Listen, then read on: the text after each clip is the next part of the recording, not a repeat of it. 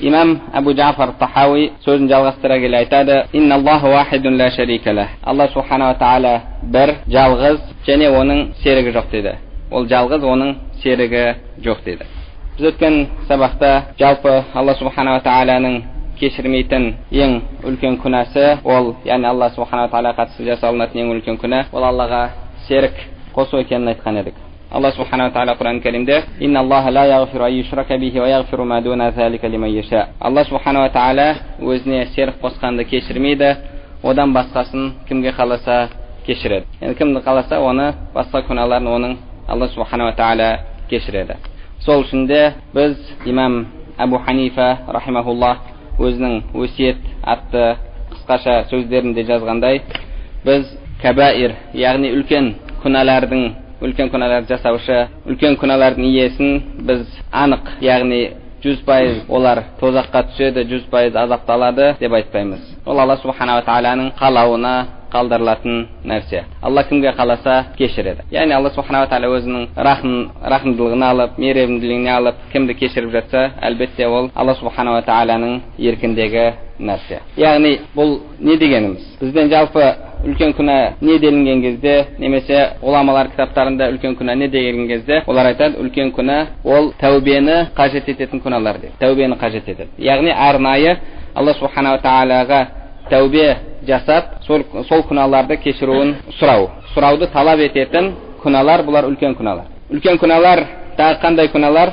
Ол Алла субхана ва тағала Құран кәрімде оны істеушілерге лағнат айтқан, оларға тозақты уәде еткен, және сондай-ақ пайғамбарымыз саллаллаху алейхи ва саллям өзінің хадисінде оларға лағнат айтқан, оларға Алланың қарғысы болсын деген, немесе оларға үлкен тозақтағы азап жайында хабар берген, бұл күнәлар үлкен күнәлар болып есептеледі. Енді бұл күнәларды Алла субхана ва тағаланың кешіруін сұрап, арнайы тәубе ету қажет. Ал екінші кішкентай күнәлар бар. Кішкентай күнәлар, Құранда оны әл-ләмім деп атайды. Алла субхана ва тағала Құран кәрімде айтады: "Аллазина яжтанибуна кабаирал исми вал фавахиша илля ләмім".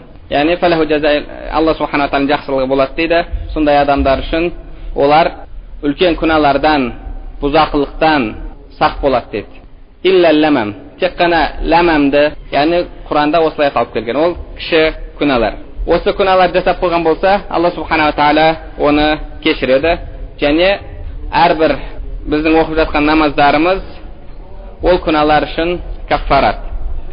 Сол үшін пайғамбарымыз саллаллаху алейхи ва саллям бір намаздан екінші намаз, және жұма мен жұма, бұлар сол аралықта жасалынған күнәлар үшін каффарат. Изаджтунибатил кабаир деді. Егер үлкен күнәлардан аулақ болатын болса. Яғни бір адам, Алла сақтасын, зина жасап қойып, немесе арақ ішіп қойып, немесе ұрлық жасап қойып, немесе өтірік айтып қойып, одан кейін намаз оқып, болды осы намазын каффарат десе, бұл әлбетте қателесуде. Үлкен күнәлар арнайы тәубені қажет етеді. Ал кіші күнәларды Алла субхана ва тағала иншалла осы намаздарымыз, адам ауырып қалса, сырқаттанып қалса, керек болса пайғамбарымыз саллаллаху алейхи ва саллям хадисінде айтқандай, аяғына тікенек кіріп жатса, оның өзі де иншалла сол күнәларға каффарат. Ол күнәлар иншалла намаз оқумен, басқа да сауап істер жасаумен олар жуылып кетеді. Ал енді үлкен күнәлар арнайы тәубені қажет етеді. Ал енді бір адам тәубе етпей, үлкен күнә жасап жүріп, бірақ Аллаға серік қоспай, үлкен күнә жасап жүріп та қайтыс болып кетті. Бұл адам сол күнәсі үшін 100% азапталады деп біз толық сеніммен айта аламыз ба? Жоқ, әлбетте. Алла субхана ва тағала кімге қаласа, одан басқасын, яғни ширктен басқасын кімге қаласа кешіреді деді. Үлкен күнәні де кешіруі сол одан басқасын деген сөзге кіріп кетеді. Яғни Алла субхана ва тағала кімге қаласа үлкен күнәларын кешіреді, өзінің рахметімен, өзінің сондай кеңшілігімен ол адамдарды жәннатқа кіргізеді. Немесе үлкен күнәні жасаушы адам сол күнәсі үшін тозақта азапталады. Және уақыт сағат келгенде ол адам тозақтан шығарылады. Сөйтіп жәннатқа кіргізіледі. Яғни әхлі сүнна вал жаманың ақидасы бойынша үлкен күнәні істеушілер тозақта мәңгі қалмайды. Пайғамбарымыз саллаллаху алейхи ва саллям хадисінде айтқандай, кімнің жүрегінде зәредей иман болатын болса, ол адам тозақта мәңгі қалмайды деді. Ал енді кімде-кім ширк жасап жүрген болса, үлкен ширк жасап жүрген болса, ол ширк арнайы тәубе етіп адам бұл дүниеден өтпесе, ол адам мәңгі тозақылық болады. Яғни үлкен ширк жасап жүріп, адам бұл дүниеден өтіп кететін болса, ол адам мәңгі бақи тозақы болады. Алла субхана тағала Құран кәрімде айтады: "Иннаху ман юшрик биллах фақад харрамаллаху алейхил жанна." Кім Алла субхана тағалаға серік қосатын болса, Алла оған жаннатты харам етеді. Алла субхана тағала оған жаннатты харам етеді. Үлкен ширк ол Алла субхана тағаладан, яғни Алла субхана тағаланың сипаттарын басқа бір жаратылыстарға беріп, Алла субхана тағаламен бірге Алланың ұлы бар деп, яғни құдайлық сипатты басқа пайғамбарларға беріп жатса, Алла субхана тағаланың өзіне қатысты болған тек қана рызық беруші, өлдіруші, тірілтуші, пайда зиян келтіруші деген сипаттарын басқа нәрселерге беріп, солардан жақсылық, жамандық күтіп, соларға жалбарынып, солардан тілеп жатса, өкінішке орай қазіргі кезде қоғамымызда бұл нәрсе көптеп орын алып жатыр. Небір адамдар барып неше түрлі әулиелер деп жатады. Аллаху алам кімнің кім екенін, кімнің әулие екенін, кімнің әулие емес екендігін. Себебі біз Әхлі сүнна вал жамаа ақидасында біз біреуді анық жаннаты деп кесіп айтпаймыз. Анық жаннаты деп ешкімді кесіп айтпаймыз. Тек қана пайғамбарлар. Пайғамбарымыздан кейін пайғамбарымыз саллаллаху алейхи ва саллям өзі жаннаты деп куәлік берген адамдар. Ол бағана 10 сахаба, және сол сияқты басқа да сахабаларға, мысалы қазір сендерге жаннаты болған кісі кіреді деді. Тағы бір сахабаға: "Я Расулаллах, Алладан дұға қыл, мен де солардан болайын" деген кезде, "О кәша сенен озып кетті" деген сияқты. Және сол сияқты Билал радиаллаху анхуға: "Сенің аяғыңның даусын жаннаттан естідім" деп пайғамбарымыз саллаллаху алейхи ва саллям өзі куәлік берген. Көздері тірі кезінде куәлік берген адамдар бар. Сол адамдар жаннаты деп біз кесіп айта аламыз. Ал басқаларды біз 100% жаннаты деп кесіп айтпаймыз. Әлбетте сахабалар, табииндер, пайғамбарымыз саллаллаху алейхи ва саллямның көзін көрген сахабалар, және сондай-ақ солардың көзін көрген, соларға ізгілікте ерген табииндер, бұлар иншаллах жаннаты деген жақсы күмәнда, жақсы ойда боламыз. Бірақ олардың өзіне де 100% кесіліп айтылмайды. Ал енді ол кісілерге қатысты олай айтылмаса, одан кейін басқа адамдар жайында не деуге болады? Басқа адамдар жайында не? Оны әулие деп, оны Алланың досы қылып қойып, оны яғни былайша айтқанда жаннатқа кіргізіп қойып, бұл біріншіден. Екіншіден, сол маған көмек береді, пайда зиян келтіреді, бала береді, немесе Алламен менің ортамда дәнекерлік жасайды деген сияқты ойда болу, бұл әлбетте Алла субхана тағалаға жала жабу. Біріншіден, ол өз білмейтін нәрсені, яғни адамды, бір мұсылманды жаннаты деп оған куәлік беріп жатыр. Екіншіден, ол пайда зиян келтіреді деп дұғасын соған арзанап жатыр. Немесе Алла субхана тағала мен менің ортамда сол дәнекер, мен олсыз Алла субхана тағалаға жете алмаймын деген сияқты ойда болу. Бұның бәрі әлбетте үлкен күнәлар, үлкен ширкке жатады. Сол сияқты басқа нәрселерге арнап мал сою болсын, әлгі барып қабірге табыну, басқа қылу, бұның бәрі үлкен ширкке жатады. Оны істеуші адам арнайы тәубе етпесе, әлбетте тозақылық болады. Бірақ енді бұл жерде біз оны естіп алып, шығып алып, бәріне сен тозақсың деп оның қолына куәлік тарату емес, әлбетте. Себебі адамды кәфірге шығару үшін оның шарттары бар, оған тосық болатын нәрсе бар. Ал оны тексеретін, оны үкімін шығаратын әлбетте қазы болу керек. Қазы дегеніміз, яғни ислам мемлекетінде сол мәселені қарайды, анық-қанығын бәрін тексеріп, құжаттары толық болған кезде, ол кезде былай деп немесе былай деп үкімін шығарушы кісі. Ал біз болсақ, әлбетте ондай нәрсе істеуге ақылы емеспіз. Біз тек қана жеке адамды көрсетіп айтуға ешкімнің ақысы жоқ. Жеке адамды көрсетіп, себебі ол жәһілмен істеуі мүмкін, басқа бір күмәндар болуы мүмкін, оған басқаша қате мағлұмат жеткен болуы мүмкін. Яғни әртүрлі кәфірге шығаруға тосық болатын мауани ал күфір дейді, яғни кәфірге шығаруға тосық болатын нәрселер болуы мүмкін. Себебі адамды бұл діннен шығып кеткен деп айту оңай нәрсе емес. Сол үшін де ғұламалар айтады, егер бір адамның бір сөзі, ісі, әрекеті 99,99% күфірлікті білдіретін, діннен шығаратын іс-әрекетті білдіретін болып тұрып, бір кішкентай ғана жоқ, бұл мынандай мақсатта болуы мүмкін деп, яғни оған бір үзір іздейтін мүмкіншілік болса, үзір ізделінеді және ол діннен шығарылмайды дейді. Себебі адам ла иляха илlalloh Мұхаммад Расулуллах деп Алла субхана тағала иман келтіріп, анық яқин болған толық біліммен, яғни толық сеніммен дінге кірді ме, ол 100% болған күфірмен діннен шығарылады. Ал енді азғандай ол жерде күмән болып жатса, 1% болсын, 0,5% болсын, онда әлбетте ол адамды күфірге шығарылмайды. Неге? Себебі Пайғамбарымыз саллаллаху алейхи хадисінде келгендей, бір адамға жаза қолданылады. Бір белгілі бір күнәлар істеген кезде, үлкен күнәлардың кейбір түрлерінде шариғат белгілеген жазалар бар. Жазаға лайық емес адамды, қателесіп ол адамды жазаға лайық деп үкім шығарғаннан, жазаға лайық болып тұрған адамды қателесіп лайық емес деп үкім шығарған, бұл әлбетте жақсырақ. Яғни бейкүнә адамды, ол адамды күнәһар қылып, кінәлі етіп үкім шығарып бергеннен, кінәлі адамды қателесіп кінәсіз деп үкім шығарып берген, бұл әлбетте ол абзал. Ол абзал. Сол үшін де шығып алып көрген адамдарыңыздың бәрінде мынау кәфір екен, мынау мүшрик екен деп айтуға біздің ешқандай ақымыз жоқ. Біз тек қана мына істерді істеген адам, мынаны былай істеген адам кәфір болады деп жалпылама сипаттамасын береміз. Жалпылама сипаттамасы беріледі. Ал жеке адамға қатысты ол біздің шаруа емес. Ол біздің шаруа емес.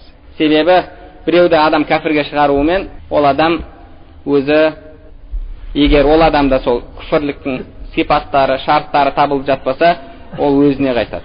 Күфірге шығару оңай нәрсе емес. Енді әлбетте бұл анық, басқа дінде болған адамдарды мұсылмандыққа кіргізу емес. Кейбіреулер оларда бір құдайға табынады, жолдары басқаша деген сөздерді айтып жатыр. Әлбетте бұл қате сөз.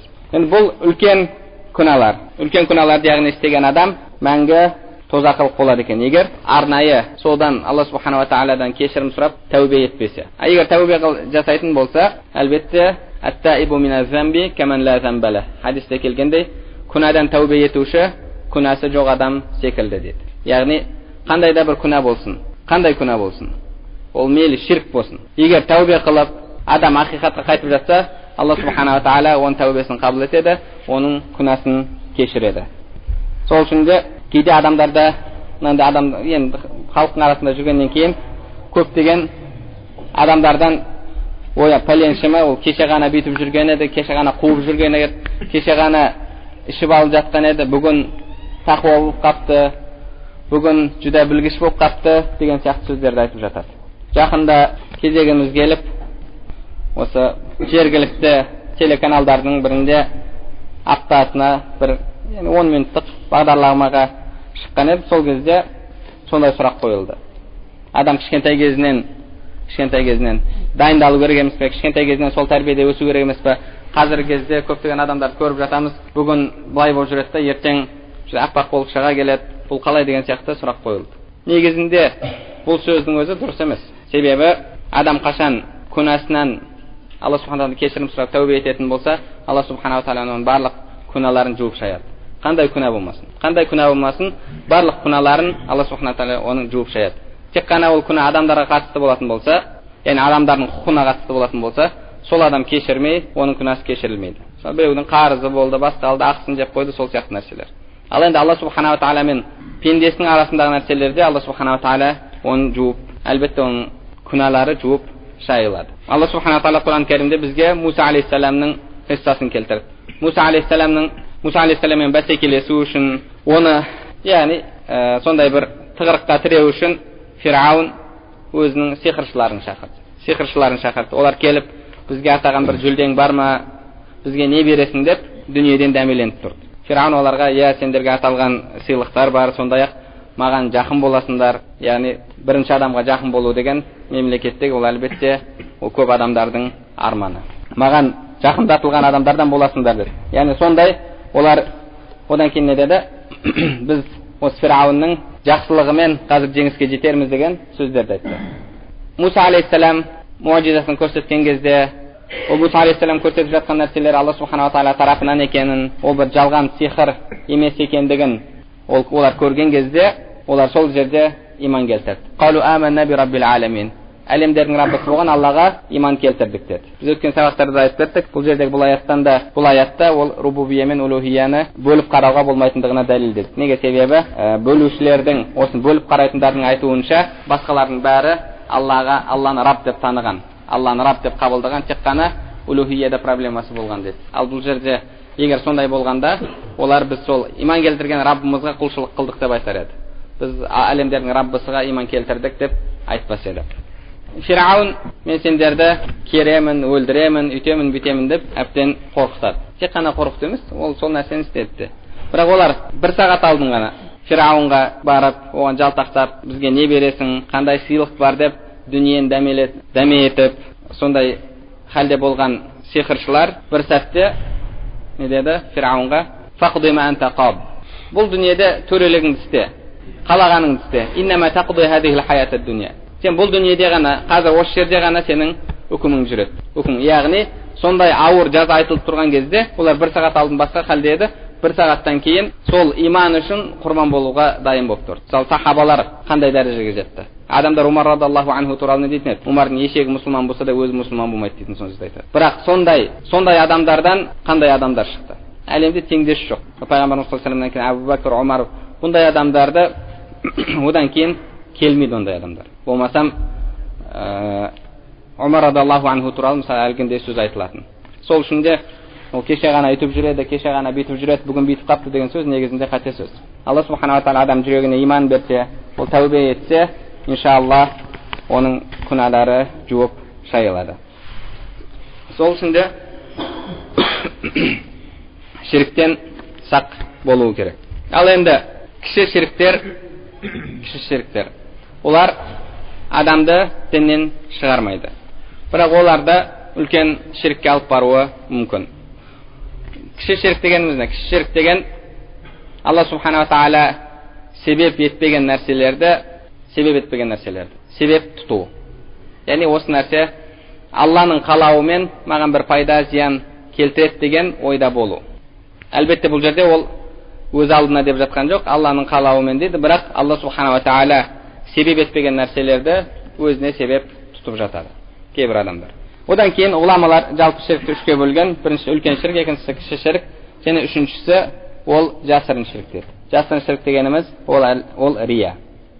Яғни құлшылықты адамдар көрсін, адамдар мақтасын, немесе мен туралы жаман сөз айтпасын деген оймен, немесе бір белгілі бір мүддеге жету үшін, бір алдына қойған мақсатқа сол адамдарға жақсы жағынан тақуалықпен көрініп, бір белгілі бір мансапқа, немесе белгілі бір атаға, абыройға қол жеткізу үшін адамдардың Алла субханала тағала ибадатын адамдар көру үшін істеу.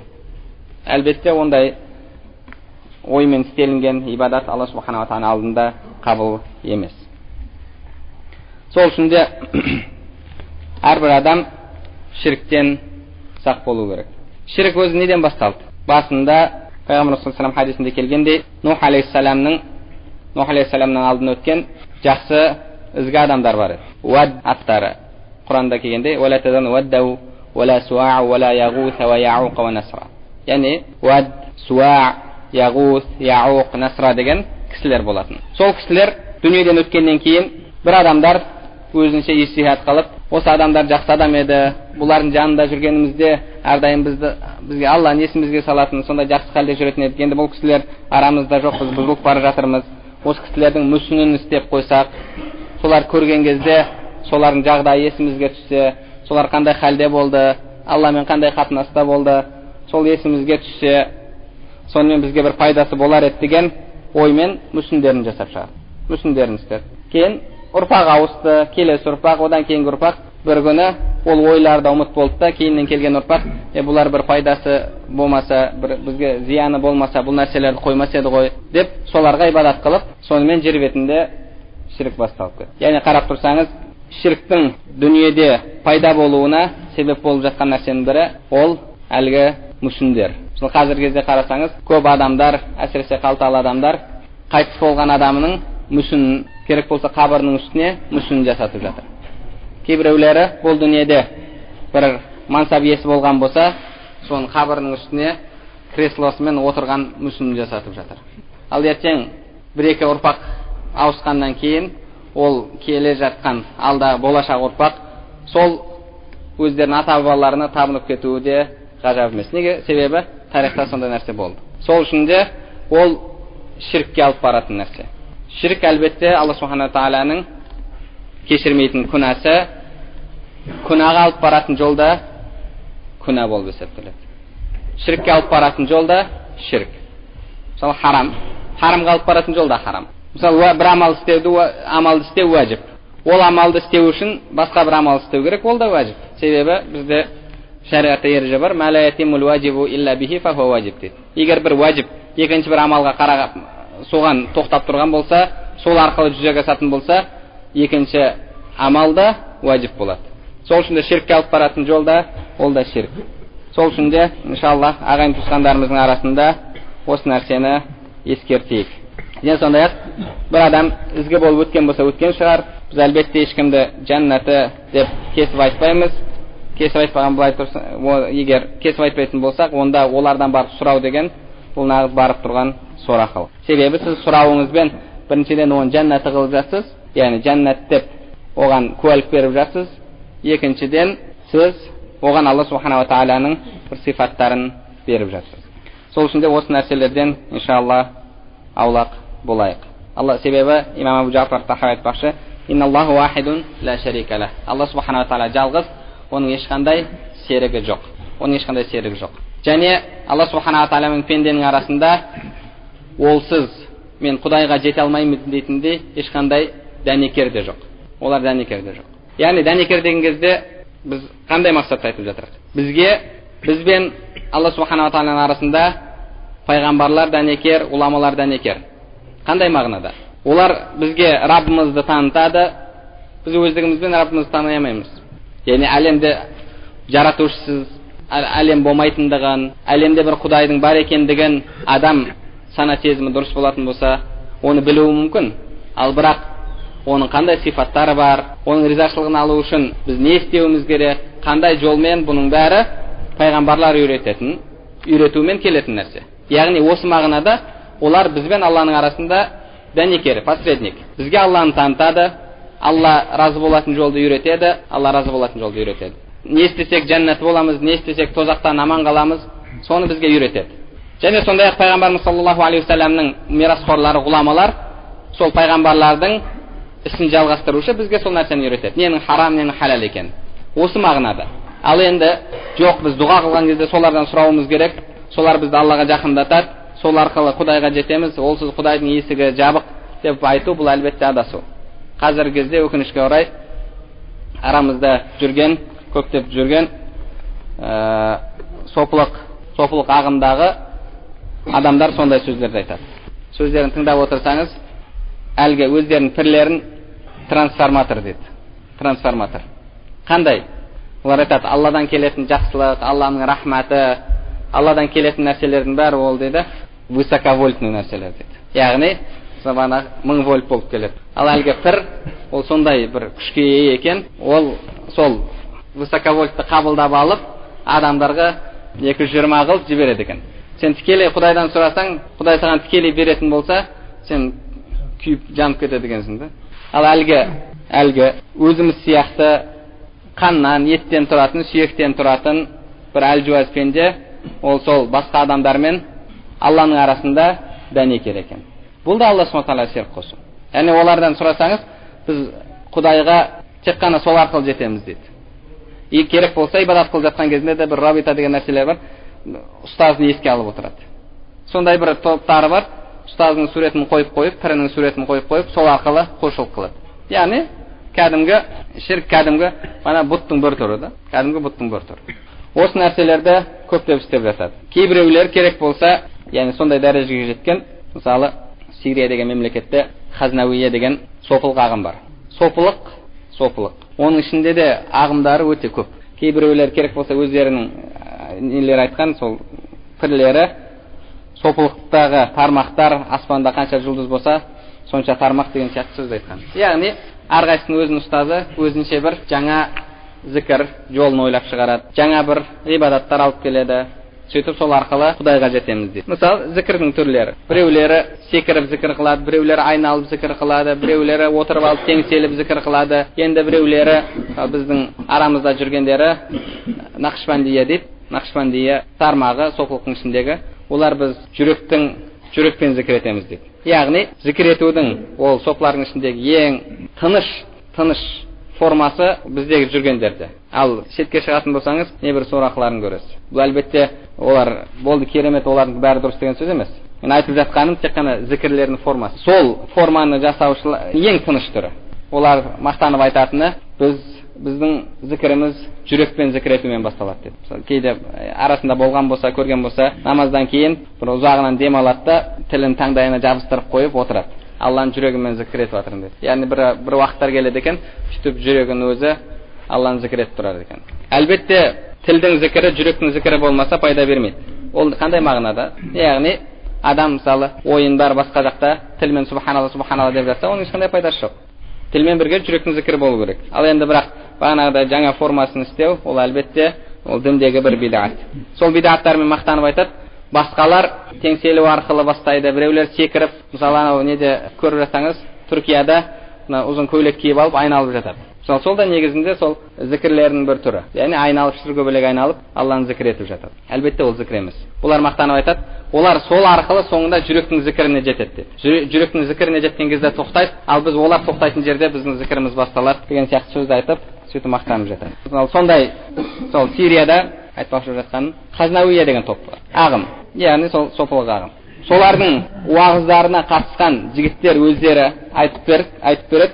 Мен барда тұрып алып, жұма күні өзінің пірінің кереметтерін айтып жатыр деді. Оның әулиелік қасиеттерін. Бірде бір шәкірттерінің, яғни мурид дейді. Муридтерінің келіп, өлім періштесі жанын алып ұшып кетіп бара жатқан кезде, ұстазы ұшып барып, өлім періштесінің жағынан ұстап, қалай мен рұқсатыңызсыз аласың олардың жанын? Кәне қайтар деген кезде ол қайтармапты. Қайтармаған кезде жақсылап жағасынан ұстап сілкілеп жіберген кезде барлық жаны қолынан шығып барып, өзінің муридтеріне қайтып кіріпті дейді. Яғни әлемді басқаруда олардың да үлесі бар деген. Енді сондай дәрежеге дейін жеткен. Біреулер ол біздің пірлеріміз жәннаттың алдында тұрып, өзінің муридтерінің жәннатқа кіруіне өзі кепіл болады дейді. Араша түсіп, өзі тозақтан алып қалады, бәрін деген сияқты сондай сөздер айтады.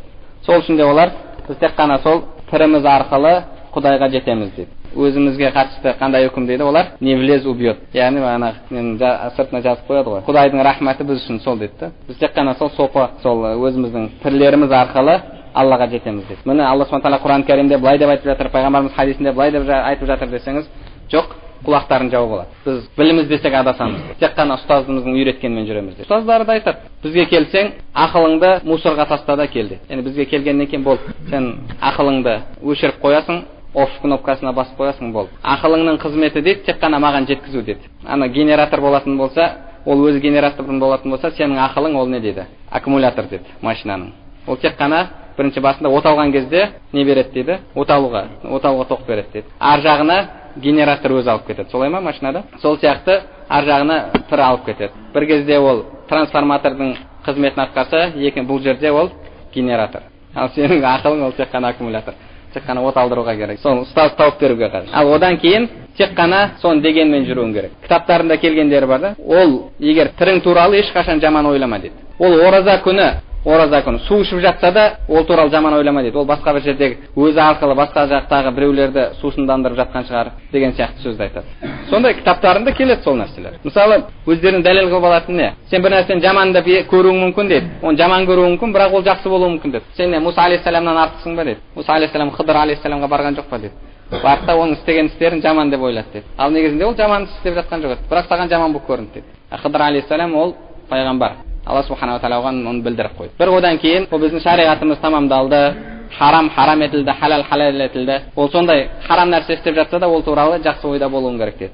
Сол кезде саған білім дариды. Ал ұстазыңды сынамақшы болсаң піріңді, ол туралы жаман ойда болатын болсаң, онда сен ешқашан жақсылыққа жете алмайсың дейді. Сол үшін де оларда білім алуға тыйым салынады. Білім ал, қой, бұл адасу, бұл ширк десең жоқ дейді. Басымыз дейді, ол иттің табағы дейді. Иттің табағына сен адал тамақты салсаң дейді, ол тамақ харам болады дейді.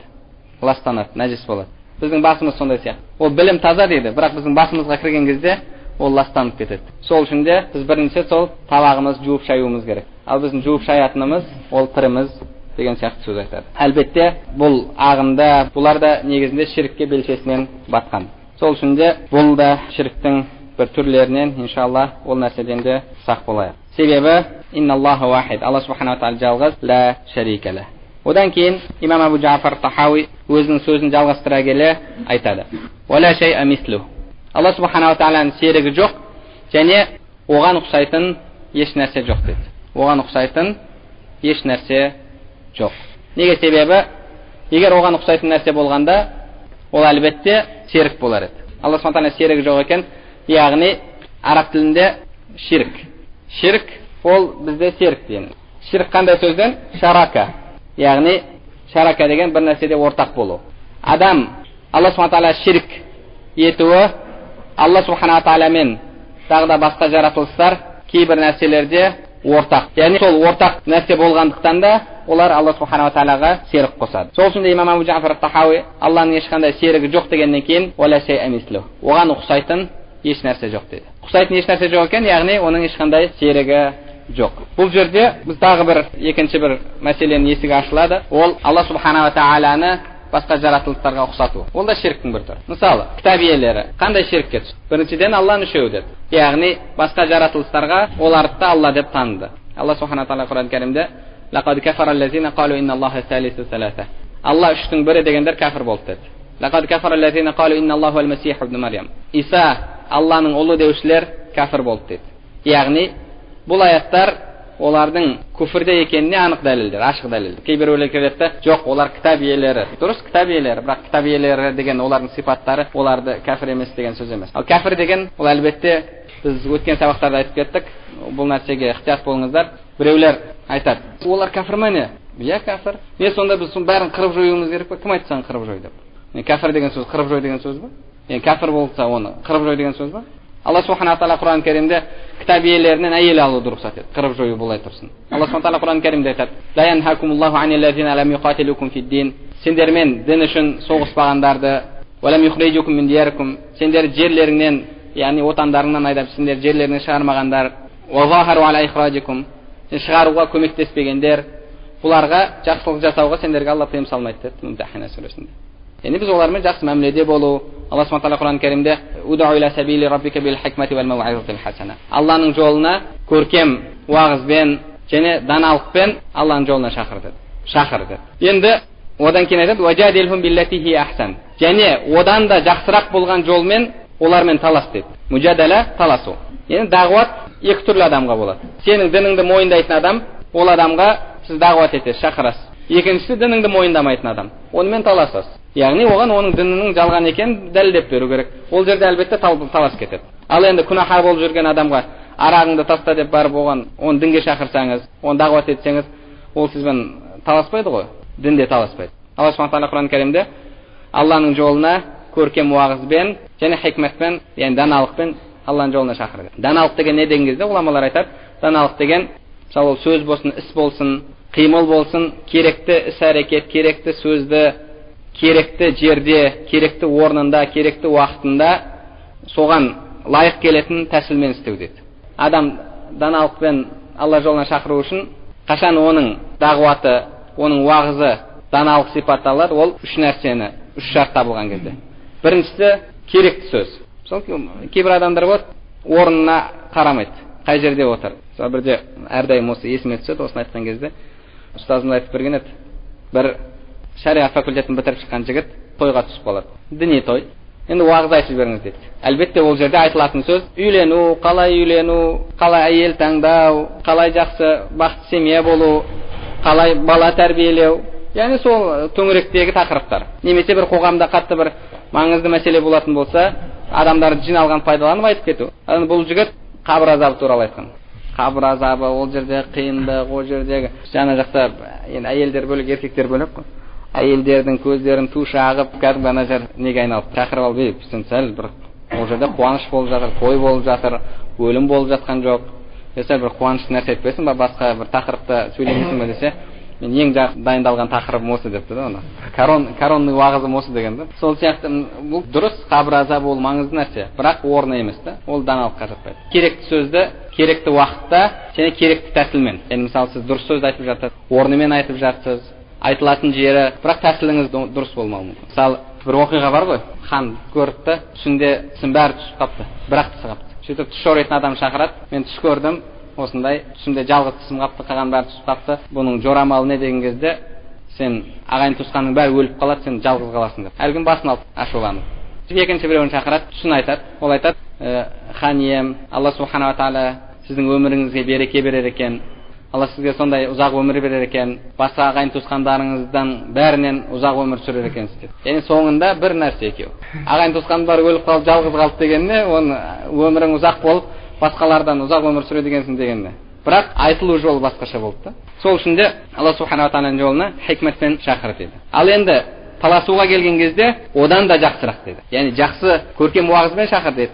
Ал таласуға келген кезде таласу ол кіммен болады? Сізбен келіспейтінмен болады. Басқа дін, басқа ағым, басқа көзқарас, басқа түсінік, басқа тұжырымда жүрген адам. Таласуға келген кезде Алла субханала тағала ахсан деді. Араб тілінде хасан деген сөз бар. Жақсы, ахсан жақсырақ. Жақсырақ жолмен, одан да жақсырақ жолмен. Одан да жақсырақ жолмен. Ал сол үшін де ол кәфір деген сөз, яғни қырып жой деген сөз емес.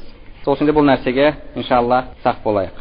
Енді біріншіден Алла субханала тағалаға әлгі кітап иелері Алланы үшеу деді. Және екіншіден, мысалы олар Алла үшеу, оның баласы бар, бірақ баласының қандай екенін білмейміз, келі рух бар, ол қандай екенін білмейміз, әйтеуір бар, біз бар екеніне иман келтіреміз деп қойған жоқ. Екінші тағы да проблемаға түсті. Ол қандай проблема? Солар бейнеледі. Әлгі өздерінің кітаптарындағы Бог создал человека по образу своему деген сөзді алып алды да, яғни Алла адамды өзіне ұқсатып, өз бейнесінде жаратты деген сөзді алып алды да, Құдайға адамның бейнесін берді. Яғни бейнеде, көріністе Алла мен адамды ортақ қылды. Бұл да Алла субханала тағалаға ширк қосудың бір түрі. Алла субханала тағалаға ширк келтірудің бір түрі, ол Алла субханала тағаланы басқа жаратылыстарға ұқсату. Алла субханала тағала Құран кәрімде бізге айтты, Құранда муташабихат аяттар бар деді. Яғни ол муташабихат аят деген әртүрлі пікірлер айтылған муташабихат аяттарға қатысты. Муташабихат деген кезде не деген кезде ол мынандай деген сияқты. Яғни бірақ барлығының келіскені Құранда аяттар бар. Тікелей мағынасымен алатын болсаңыз, ол Алла субханала тағалаға ағза беретін аяттар. Ағза мүше. Қол, аяқ, көз деген сияқты. Бұл муташабихат аяттар деді. Муташабихат бізде болды, оларда да болды. Олар сол муташабихатқа еріп, енді мухкамат аяттар тастап қойды. Мухкамат аяттар дегеніміз не? Мағынасы анық, мағынасы бір беткейлі. Бұл жерде мынандай мағынада болуы мүмкін, мынандай мағынада болуы мүмкін деген сияқты ихтимал жүрмейтін аяттарға айтылады. Мухкамат аяттар. Болды, үзілді кесілді. Мағынасы да анық оның. Олар осындай аяттар тастап қойды өздеріндегі. Муташабихатқа еріп Алла субханала тағаланы басқа нәрселерге ұқсатып қойды.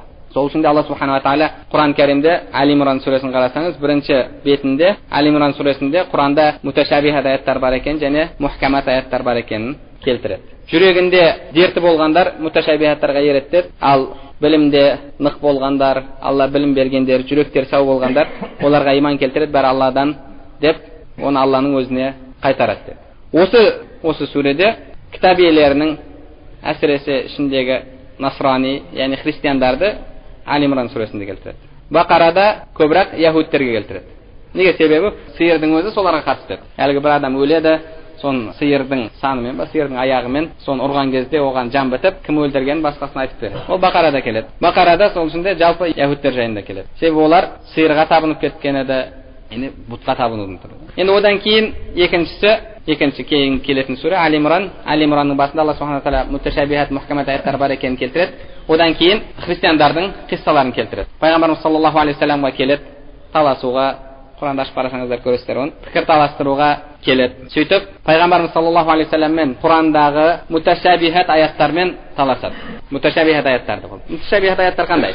Яғни мағынасы ихтималды, былай да түсінуге болады, сондай анық емес. Мысалы, Алла субханала тағала Құран кәрімде Алла, Иса алейхиссалам Алланың сөзі деді. Алланың сөзі деген не? Яғни ол ешқандай әкесіз, Алла субханала тағаланың күн деген, бол деген Алла субханала тағаланың бұйрық болды. Алла субханала тағала сол арқылы Мариям алейхиссаламның жатырында Иса алейхиссалам пайда болды. Ол себеп, ол біздер үшін себеп қажет. Мысалы, бала болу үшін үйлену қажет, ол себеп. Яғни ол себептерді істемесек, онда әлбетте Алла субханала тағала бұл дүниені себептерге негіздеп қойды. Сол адам бала көргісі келсе үйлену керек, үйленгеннен кейін қосылу керек. Ол үйленіп қойып болды деп жүре берсе, одан да бала болмайды. Яғни оның себептері бар. Керек болса, Құранда Алла субханала тағала Мариям алейхиссалам сондай қиын жағдайда жатқан кезде Құранда келтіреді Иса алейхиссалам. Яғни бір тәфсирлердің біреуінде Иса алейхиссалам айтты дейді, екінші біреуінде періште айтты дейді, бірақ имам Табари және басқа да муфассирлер дұрысырағы, күштірағы Иса алейхиссалам деген. Мариям алейхиссалам сондай қиналып, мен күйеуге шықпай бала тудым, мен бұдан алдын өліп кеткенімде, ұмыт болғанымда деп қиналып тұрған кезінде астынан үн шығады.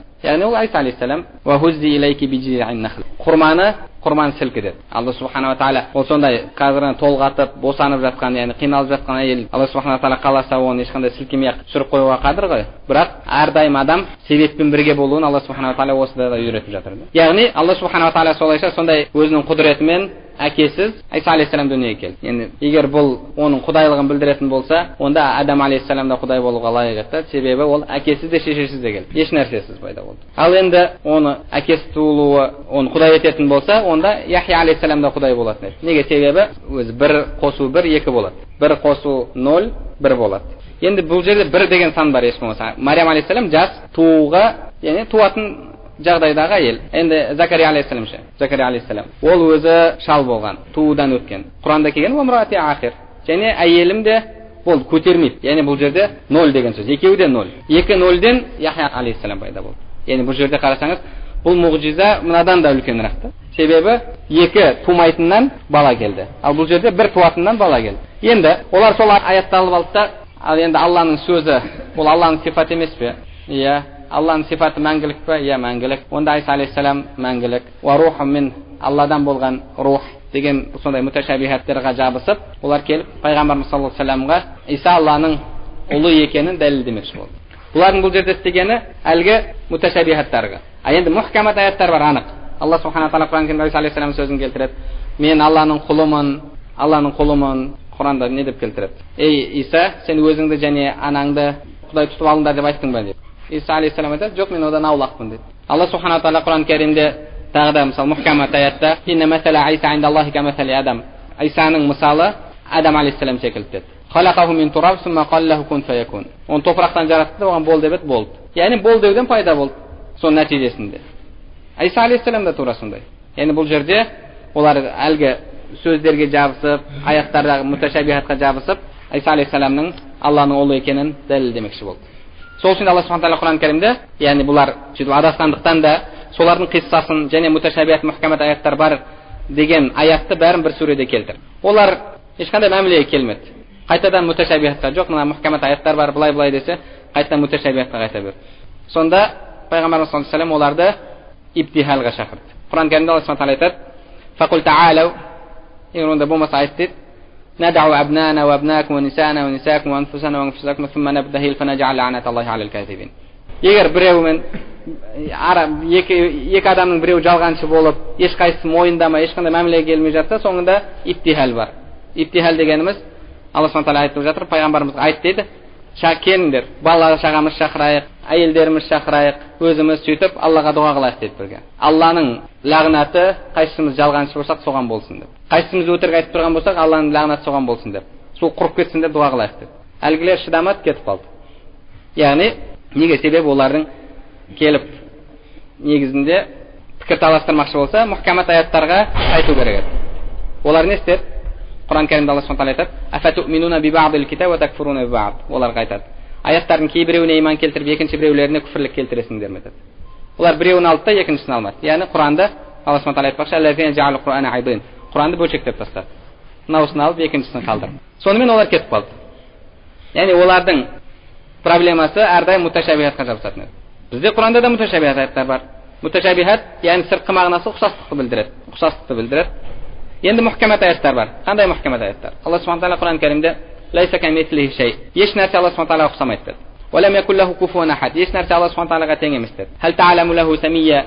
Сен Аллаға ұқсайтын бір нәрсені білесің бе? Деп Алла субханала тағала Құран кәрімде сұрақ қойып тұр. Әлбетте бұл сұрақ арабша суал истинкари дейді. Суал истинкари деген яғни отрицательный вопрос. Яғни сұрақ қойылады, бірақ сұрақ қойғанда мақсат ол жерде соны білу емес, соның жоқтығын білдіру. Мысалы, біреу айтады ғой: "Не, сен сонда мені ұры деп ойлайсың ба?" Ұры деп ойлайсың ба деген кезде сұрақ белгісі қойылады. Бірақ бұл сұрақ қойып тұр ма?